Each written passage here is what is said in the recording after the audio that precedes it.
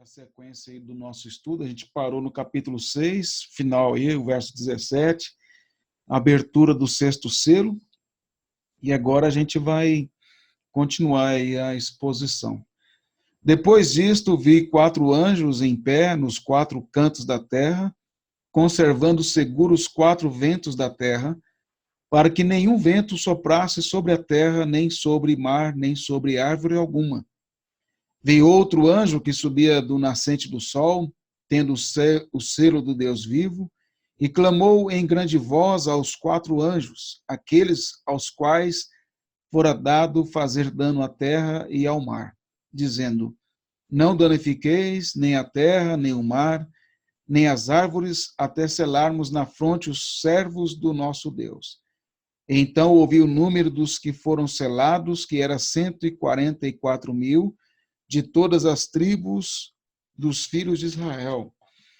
Da tribo de Judá foram selados 12.000, da tribo de Ruben, 12.000, da tribo de Gade, 12.000, da tribo de Azer, 12.000, da tribo de Naftali, 12.000, da tribo de Manassés, 12.000, da tribo de Simeão, 12.000, da tribo de Levi, 12.000, da tribo de Issacar, 12.000, da tribo de Zebulon, 12.000, da tribo de José, 12.000, da tribo de Benjamim foram selados 12.000. Então vamos lá. Os 144.000 selados, esse tema que é bastante complicado e bastante deturpado, aí, principalmente pelo Testemunho de Jeová. Quem são esses 144.000? A gente vai hoje introduzir a exposição desse tema principal e continuar na próxima aula falando mais sobre isso. A primeira coisa, é sempre importante para a gente continuar expondo o livro, lembrarmos da estrutura dele, ainda que a gente tenha falado bastante nas aulas, é sempre bom lembrar essa questão dos ciclos que percorrem todo o livro, porque sem essa visão da estrutura e desses ciclos que progressivamente vão se expandindo, a gente não consegue entender a mensagem do texto.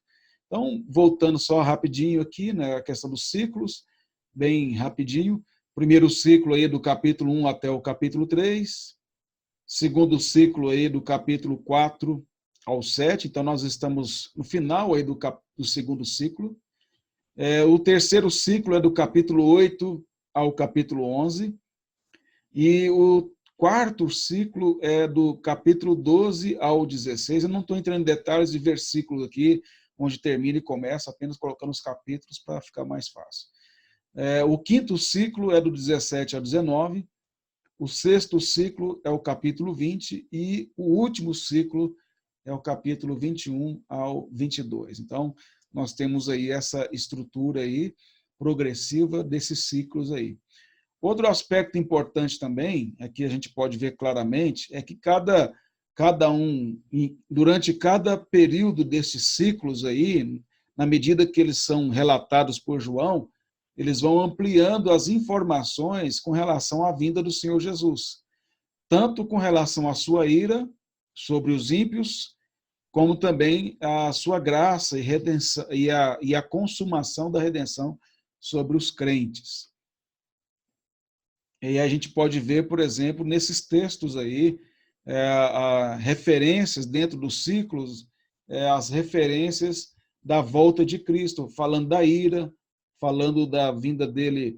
Uma hora fala sobre um aspecto mais, enfatiza mais a vinda dele em benefício do povo dele, do povo da aliança. Em outro momento, há uma ênfase, em outro ciclo, há uma ênfase maior aí na questão dos ímpios e assim por diante. Então, se você tem que juntar todos esses ciclos para formar um quadro, não pode pegar um ciclo isolado do outro sem entender essa amplitude, essa progressividade que ocorre. Se a gente fosse ler todos esses textos, a gente veria isso aí, apenas alguns. Por exemplo, 1,13 fala que todos aqueles que o afrontaram, que o humilharam, vão ver esse dia que ele vai voltar, o capítulo 1, verso 13. Aliás, está errado ali a referência, não é o verso 13, não. É o verso 7, o capítulo 1, verso 7. Eis que vem com as nuvens e todo olho verá até quantos o transpassaram. Então, aqui ele está falando aqui daqueles que o mataram lá na cruz, verão ele e lamentarão sobre ele. Vamos olhar os textos para ver se não tem nenhum outro errado aí. 6:17, rapidinho, vamos lá.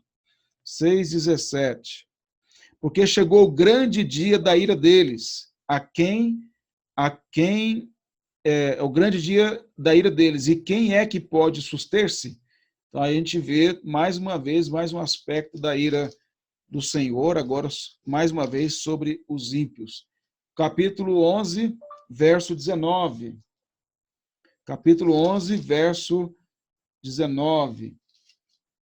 Abriu-se então o santuário de Deus, que se acha no céu, e foi vista a arca da aliança no seu santuário, e sobrevieram relâmpagos, vozes, trovões, terremoto e grande saraivada. Então, aqui também está certo, é uma referência à ira e à manifestação dessa ira.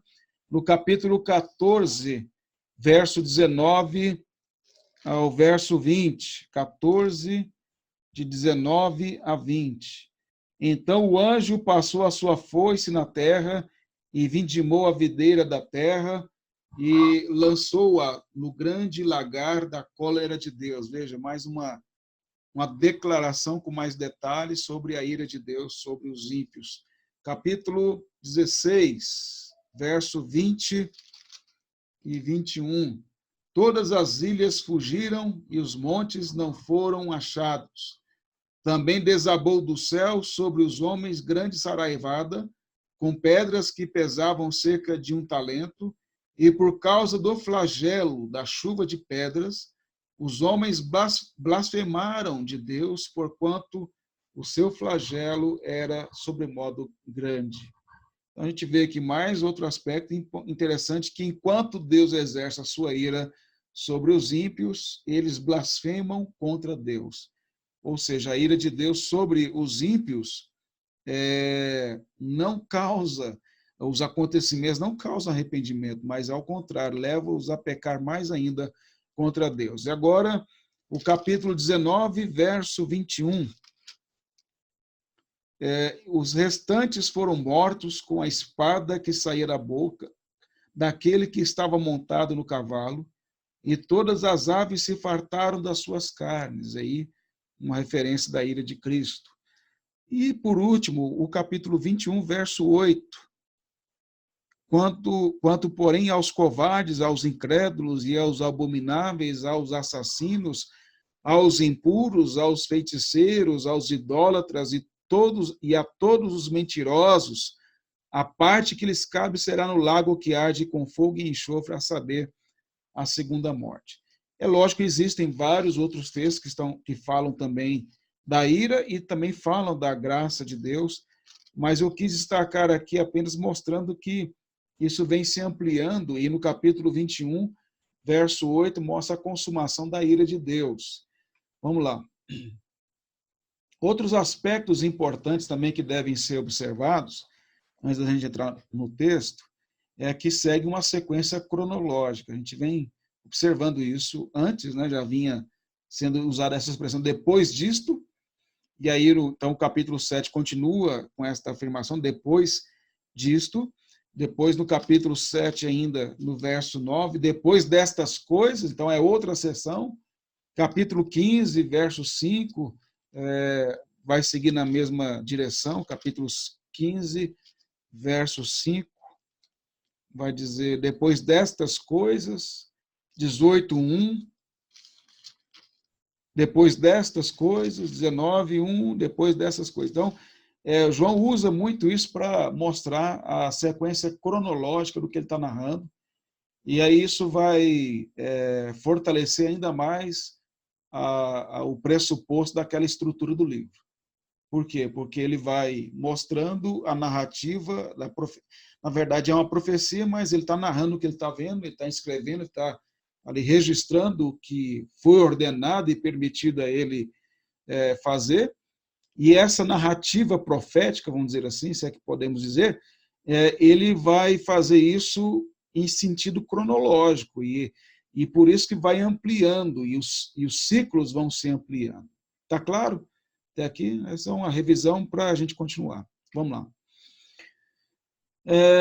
No final do livro, João conclui com a Nova Jerusalém, então conclui com a ira também, como a gente já viu, né, no verso 8, para mostrar a vitória absoluta do povo de Deus. Logo, o capítulo 7 que vamos estudar está dentro do segundo ciclo das visões celestiais. Então, o livro termina tanto falando, dando os detalhes finais da consumação da vitória de Cristo sobre o diabo e sobre os ímpios, como também da consumação em termos de bênção, de vitória para o povo de Deus. Vamos lá. Vamos juntar as partes do texto para nós entendermos aí. Primeira coisa, como o texto segue uma cronologia, como eu disse, uma narrativa profética, depois disso, nós temos que seguir a lógica aí, do contexto anterior. O capítulo 6 é como se João falasse essencialmente da ira de Deus sobre os ímpios. A gente pode observar, existem momentos que ele fala aqui dos crentes, né? Nós já vimos na abertura dos selos, por exemplo, o primeiro selo, no capítulo 1, aí, do verso 1 ao 2, fala do evangelho sendo pregado, então é bênção, saindo para vencer, mas os outros falam essencialmente da ira. Então você vai ver que o cenário que é apresentado no capítulo 6, como eu disse aí, essencialmente, então tem partes em que não é, mas a ênfase nesses selos anteriores aí é tudo praticamente com relação a algum aspecto da ira de Deus sobre os ímpios.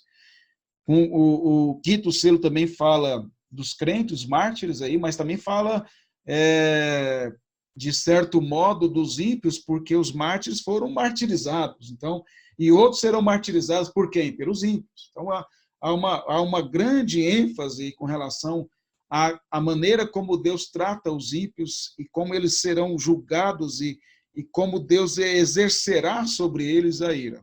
Então, vamos lá. Capítulo 6, essencialmente, fala da ira de Deus sobre os ímpios. Mas nós poderíamos pensar o seguinte, como que os crentes ficam em meio ao exercício da ira de Deus sobre os ímpios? Deus vai permitir, vai lançar, não vai nem permitir, né? Ele vai lançar mesmo essas pragas, vai ter guerra, tudo isso nós já vimos já isso aí, vai ter crise econômica, isso vai se agravando cada vez mais com a proximidade da volta de Cristo. E aí a pergunta é como é que os crentes ficam em meio a esse cenário. E aí, então, o capítulo 7 vai nos mostrar como Deus vai preservar o seu povo em meio à manifestação da sua ira. Então, é essa relação que eu quero que fique na mente. Capítulo 6 com o capítulo 7. É uma sequência, mas os cenários são os mesmos, vamos dizer assim, é no mesmo cenário de violência, de crise econômica, de doença, da ira de Deus, de modo resumido, também os crentes estão sofrendo de alguma forma isso. Sofre crise econômica, sofre as doenças, acaba atingindo, embora não seja para os crentes, mas acaba sendo atingido, como agora a gente está vendo o Covid, que é apenas uma parte do pacote, que vai vir mais coisas, mas os crentes são afetados. As perseguições são martirizados e assim por diante. Então, a questão é, como que ficam os crentes diante disso? Como que eles ficam? E aí, então, Deus mostra no capítulo 7 que ele vai cuidar, ele vai preservar. Então, os 144 mil, eles estão dentro desse contexto de preservação. E aí a importância do contexto, porque se pegar isoladamente, literalmente, como fazem Testemunho de Jeová, realmente vai dar qualquer tipo de interpretação. Continuemos. Qual que é o cenário descrito por João no capítulo 7? Vamos tentar entender. Capítulo 7, verso 1, fala: depois disto vi 4 anjos em pé nos 4 cantos da terra, conservando seguros os 4 ventos da terra, para que nenhum vento soprasse sobre a terra, nem sobre o mar, nem sobre as árvores. Então, primeira coisa que nós vemos no capítulo 7 desse cenário é que existem aí 4 anjos. E os 4 anjos estão nos 4 cantos da terra, ou seja, nas 4 extremidades da terra. E eles estão aí exercendo uma função ordenada por Deus, que é segurar os ventos para não destruir a terra. Esse é o primeiro aspecto desse cenário. O segundo aspecto está no verso 2 e 3. Vi outro anjo, então, veja, não é os 4 estão segurando. Vi um outro anjo que subia do nascente do sol, tendo o selo do Deus vivo, e clamou em grande voz aos 4 anjos, aqueles aos quais fora dado fazer dano à terra e ao mar, dizendo: não danifiqueis nem a terra, nem o mar, nem as árvores, até selarmos na fronte os servos do nosso Deus. Observe, então, que é importante olhar para o texto e ver que existem 5 anjos, e cada um tem função. Os 4 primeiros anjos, qual é a função que eles têm aí no cenário? É de segurar, de ficar nos 4 extremos da terra e segurar o vento para não soprar contra a terra nem contra o mar, e sobre coisa alguma. E aí o 5º anjo, ele tem mais autoridade que os outros, pelo jeito, porque ele vem com a mensagem de ordem, dizendo a eles para que eles não danificassem a terra nem o mar. E outra coisa, ele não só tem a incumbência de ordenar aos demais anjos a esperarem, como também ele tem a função de selar. Então, ele tem o selo do Deus vivo. Então, é lógico que esta imagem, esse cenário aqui, ele vai acontecer no mundo espiritual, e já está acontecendo. Mas nós não veremos anjo nos 4 extremos da terra, e nem veremos um anjo com selo, né, na testa de alguém, coisa assim.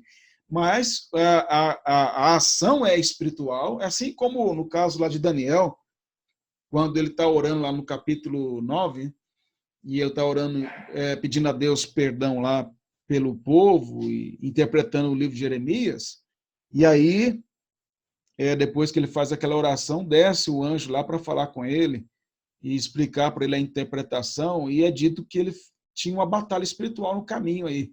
Então, existem as ações de Deus na história, na nossa realidade, estão vinculadas à realidade espiritual. As duas coisas caminham juntas. A gente não percebe, a gente não vê, nem Daniel estava vendo, mas só quando é revelado, no caso de Daniel depois foi revelado, e como João aqui, por exemplo, né? João, ele está vendo agora porque ele foi arrebatado para a presença de Deus para poder relatar esses fatos. Então, nós temos que construir esse cenário entendendo esses aspectos, de que esses 4 anjos estão segurando. Podemos dizer que os 4 anjos já estão segurando? Eu creio que sim, porque se não estiver, já está tudo destruído. Então, os 4 anjos já estão nas extremidades da terra, depois da ascensão de Cristo, e aí o juiz são os últimos dias.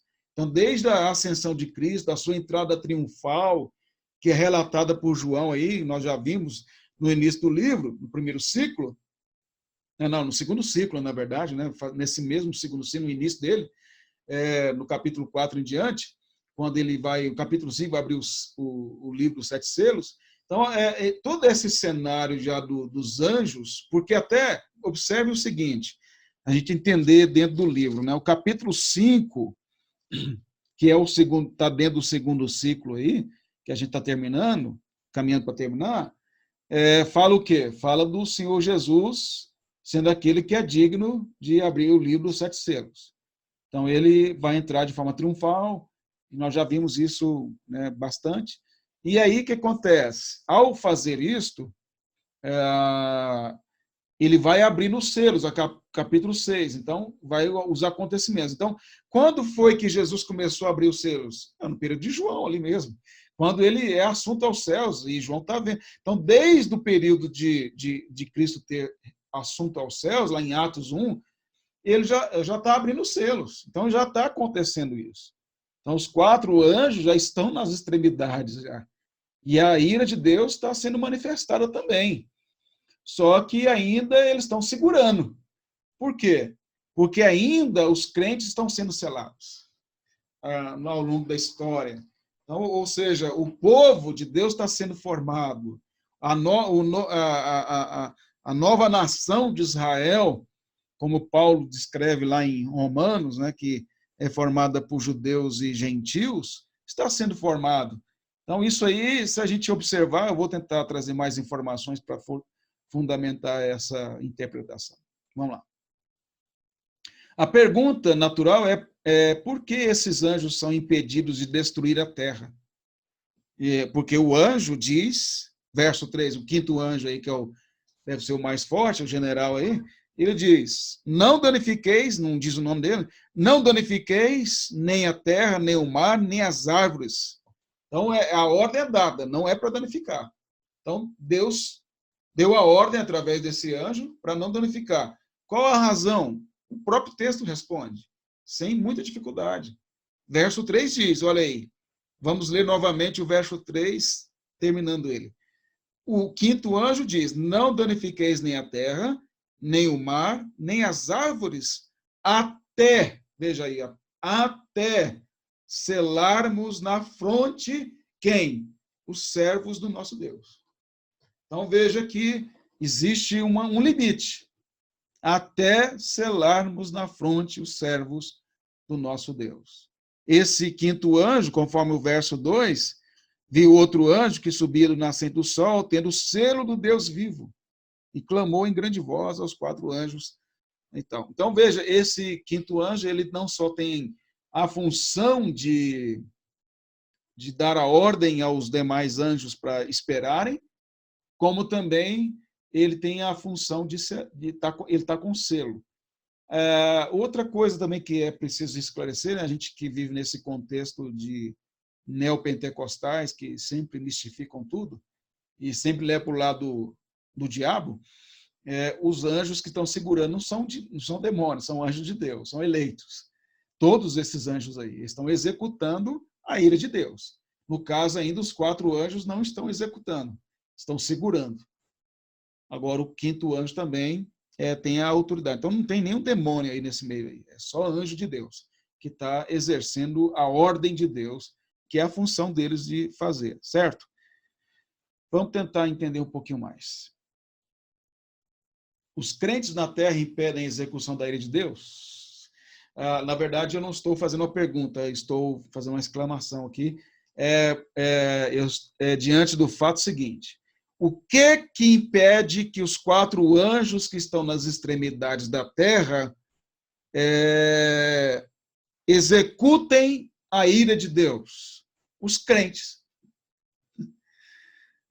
Veja, Deus não executou ainda a sua ira plena, por causa que ainda há pessoas que ele elegeu desde a fundação do mundo, que ainda nem nasceram e que ainda vão nascer, que ainda vão conhecer o Evangelho, enquanto todos os eleitos, aí que entra a predestinação, né? Enquanto todos os eleitos não forem alcançados para formar o povo eleito, de todas as nações, tribos, povos e línguas, como João viu a multidão incontável, enquanto isso não ocorrer, não teremos a plena manifestação da ira de Deus.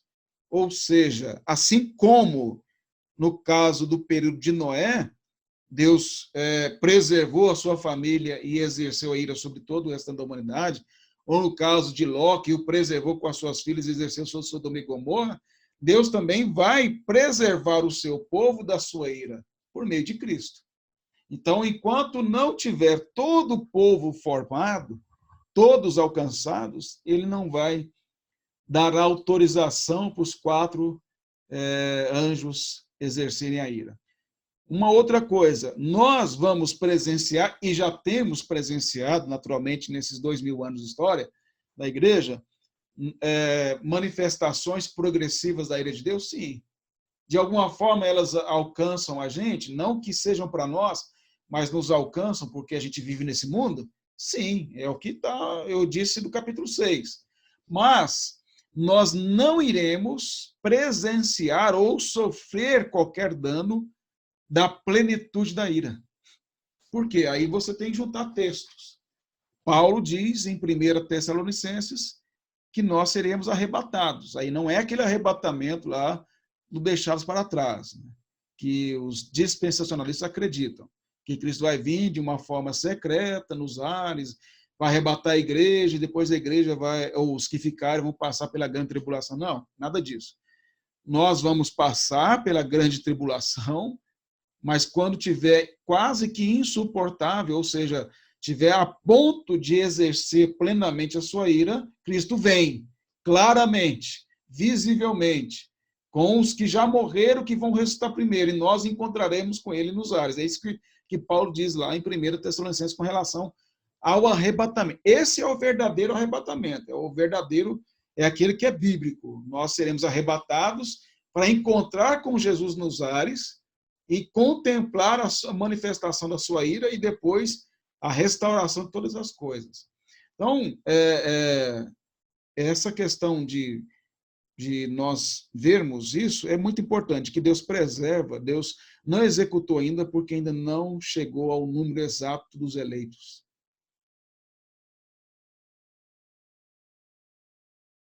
Vamos pensar um pouquinho mais para a gente tentar entender isso à luz de toda a Escritura.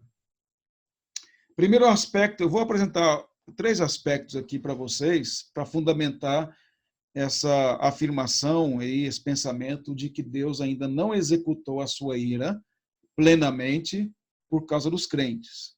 Tá? Vamos lá. Primeiro aspecto aborda no próprio livro de Apocalipse. No capítulo 6, verso 11, que é a abertura do 5º selo, lembra aí? Olha, só olhar o texto aí, né? Vamos lá. Então, a cada um deles, os mártires estão clamando ali, os crentes que foram martirizados, estão clamando perante o Senhor por justiça sobre aqueles que os martirizaram. Qual foi a resposta dada a eles? Então, cada um deles foi dada uma vestidura branca, e lhes disseram que repousassem ainda por pouco tempo, até, veja o até de novo, até que também se completasse o número dos seus conservos e seus irmãos, que iam ser mortos, como igualmente eles foram. Veja, então nós temos aqui mais um dado para mostrarmos o porquê que Deus ainda não exerceu a plenitude e não liberou para os 4 anjos agirem. Porque ainda há crentes para serem martirizados. E aí a gente pode pegar, somando ao capítulo 7, verso 3, que há pessoas para serem alcançadas ainda.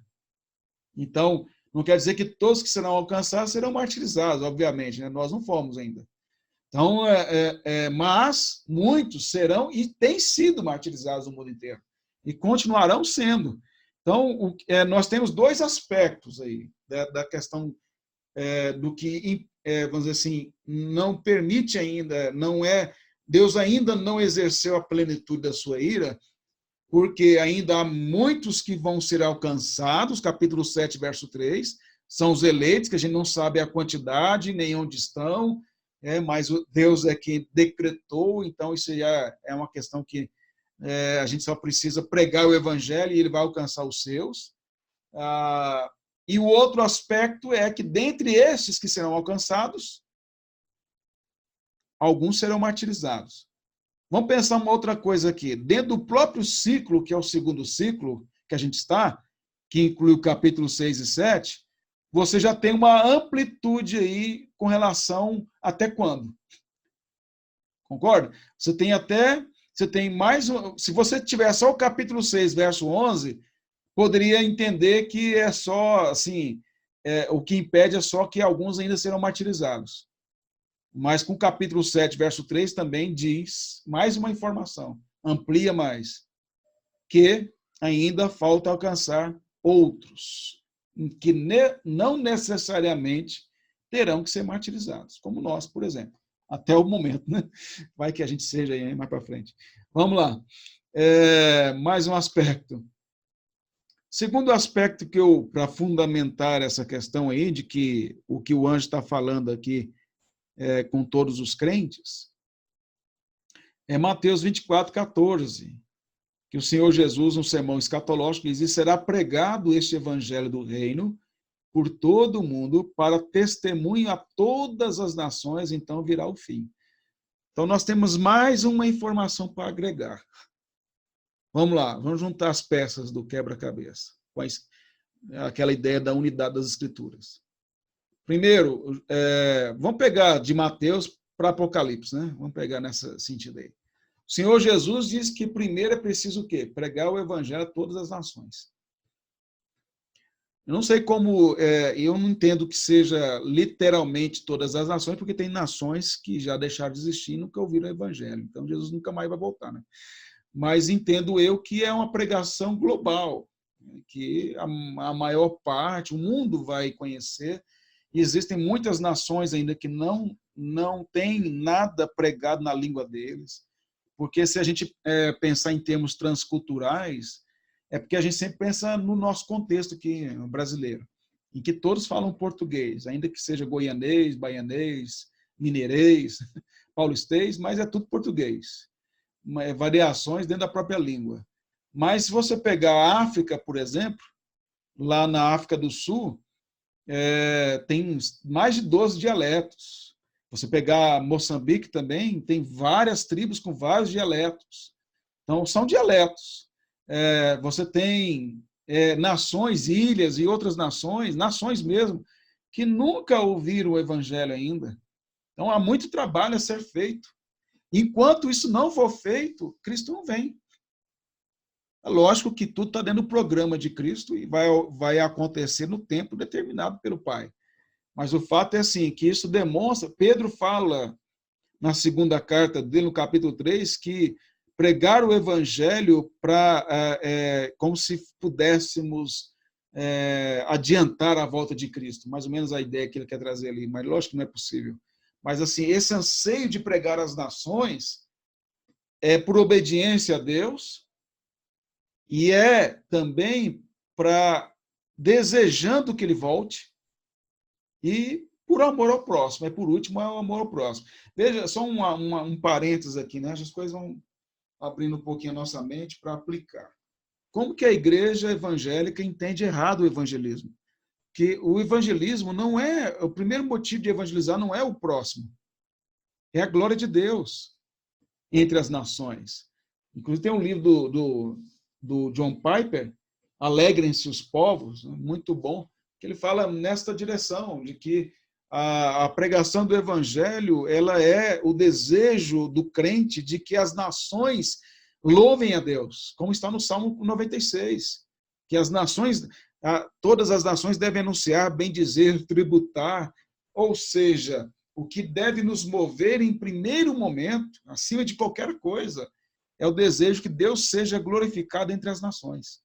E depois, por último, é o próximo. Por quê? Porque a lei e os profetas se resumem a amar a Deus e amar o próximo. Primeiro é Deus, depois é o próximo. Eu amo o próximo por causa de Deus, não é por causa do próximo. Veja que como que muda completamente. Você tem que investir em missões, evangelismo local, regional e transcultural, nessa progressividade, por causa do evangelho, por causa de Cristo, por causa da glória dele. Então, Cristo diz aí que enquanto as nações não tiverem ouvido testemunho, for testemunhado às nações todas. Por quê? Porque existem eleitos de todas as nações. E aí ele vai... Qual que foi a visão que João teve? Um povo de todos os povos, tribos, línguas e nações. Vamos lá.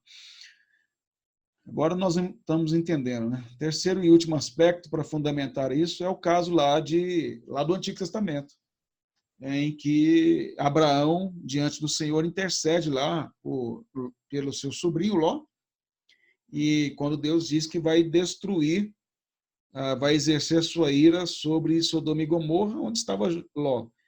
E aí, se eu achar em Sodoma 50 justos dentro da cidade, que aí Abraão pergunta, se tiver 50 lá, o senhor vai destruir? Ele diz, eu vou poupar, mas não tinha 50 justos, né? Não farei por amor dos... Aí se tiver 40, não farei por amor dos 40, mas não tinha 40. Não farei se encontrar 30, também não tinha 30. Deus é paciente, né? Abraão vai abaixando o número, mas não... E respondeu o Senhor, não a destruirei por amor dos 20. Não tinha 40, não tinha 30, não tinha 20 e nem 10. Tinha só 3.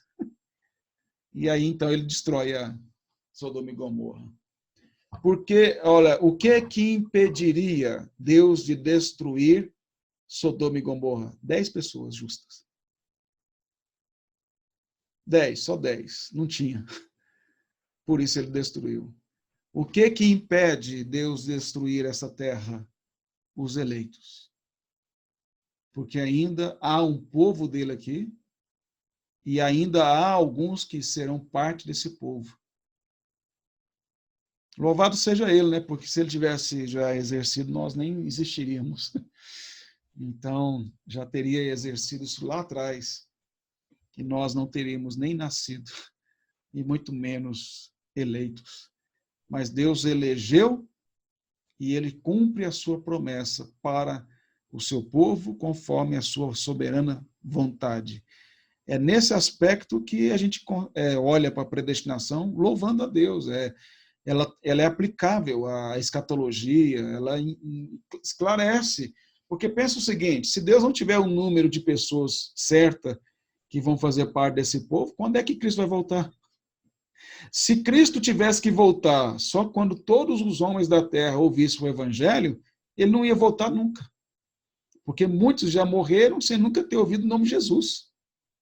Muitas nações, como eu disse, etnias, deixaram de existir sem nunca terem ouvido o evangelho. Os maias, os incas, a gente não sabe. Deus pode ter usado algum meio para levar o evangelho a esses povos, a gente não sabe, só na eternidade saberemos, mas que tudo indica, não há nada que possa comprovar isso. Isso eu estou falando de povos que nós conhecemos, a história. Agora imagine, e tudo indica que não, né? Porque esses povos faziam sacrifícios humanos e várias outras coisas terríveis. Mas o que eu quero dizer é o seguinte, o argumento de que Deus não tem os seus eleitos, ele não se sustenta pela própria lógica. Agora, o argumento de que Deus tem os seus eleitos faz todo sentido na escatologia. Porque, assim, vamos pegar lá no Antigo Testamento. Quando Deus libertou o povo de Israel do Egito, qual era a intenção de Deus? Era formar para si um povo, ele sempre manifestou essa vontade, e desde Gênesis, como eu já mostrei aqui, lá fala terra, fala multiplicar e tal, mas pegando já a partir do Egito ali, ele quer formar para si um povo, dar para esse povo uma terra. Só que, daqueles que saíram do Egito, que eram hebreus de nascença, legítimos hebreus, em termos genéticos, e eles, filhos de Abraão nesse sentido, nem todos eles entraram na terra. Aliás, o autor dos Hebreus fala isso, que eles não entraram no descanso de Deus, ou seja, nem todos os que faziam parte de Israel eram de Israel. Israel de Deus. Nem todos os que fazem parte da igreja visível, de fato, é da igreja invisível, e que vai entrar no descanso. Então, isso, agora, aí outra questão para a gente pensar também. No Antigo Testamento,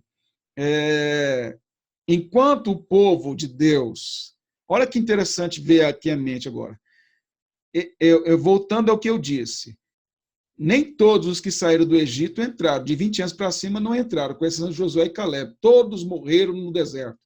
Deus matou eles, todos, por causa da sua incredulidade. Hebreus deixa muito bem claro isso, interpreta o texto, não há dúvida quanto a isso. Agora, quando eles vão entrar na terra, Deus agrega ao povo gentios. Raabe, que era meretriz, que o autor aos Hebreus cita ela, o pessoal fala que a galeria dos heróis da fé não tem herói coisa nenhuma, né? Mas são os justos do Antigo Testamento, no capítulo 11, que creram em Jesus. Raabe é citada. E ela era gentílica. E além de ser gentílica, ainda era prostituta. Lógico, se arrependeu e creu na promessa e foi salva. Veja, Deus formando para si um povo, entre outros tantos que foram alcançados, que pertenciam a outras nações. O que isso quer nos mostrar, essas narrativas, tudo apontando para a consumação, que eu estou mostrando aqui. Então, o terceiro aspecto que eu uso como argumento é esse. Então, o primeiro é o texto de Apocalipse 6, verso 11, que ainda tem alguns crentes para serem martirizados. Segundo argumento, o Senhor Jesus fala que tem que testemunhar as nações para ele vir. E terceiro argumento, que Deus ainda não danificou a terra, ou seja, não consumou essa danificação, é por causa que ainda há muitos para serem alcançados. E aí o texto de Abraão intercedendo por Ló. Se tivesse 10 justos em Sodoma e Gomorra, não teria sido destruída. Então, lembrando os irmãos daquilo que eu tenho procurado mostrar, que os eventos, eles são revelatórios. O juízo, lá com o dilúvio, aponta para a consumação. Tanto é que é usado, né, por Jesus, por Pedro, para falar que vai ser com fogo, não vai ser mais com água. Sodoma e Gomorra é outro evento também apontando para o final. E todos esses dois eventos principais anteriores afetaram a criação, de alguma forma. Assim também apontando para essa ira de Deus sendo manifestada de forma completa. Agora, observem outro aspecto também no texto, que a expressão terra, no verso 1, aparece mais 3 vezes aí, ó. Em pé nos 4 cantos da terra, 4 ventos da terra, soprasse sobre a terra. Depois aí continua o verso 2, dano à terra e ao mar. Não danifiqueis a terra nem o mar. Veja, terra e mar enfatizado. Por quê? Terra e mar é toda a criação. Terra e mar, porção seca e o mar. Resume a criação. A criação geme e a criação será destruída para ser recriada. Então, os 4 anjos estão segurando ainda, porque Deus não autorizou eles ainda a exercer total juízo sobre a terra. Vamos lá. O que isso significa? Até selarmos a fronte dos servos do nosso Deus. O que significa essa questão de selar a fronte? Aí quando a gente vê uma linguagem assim no livro de Apocalipse, que nos espanta bastante, a gente tem que ver como ele é utilizado em outros momentos também.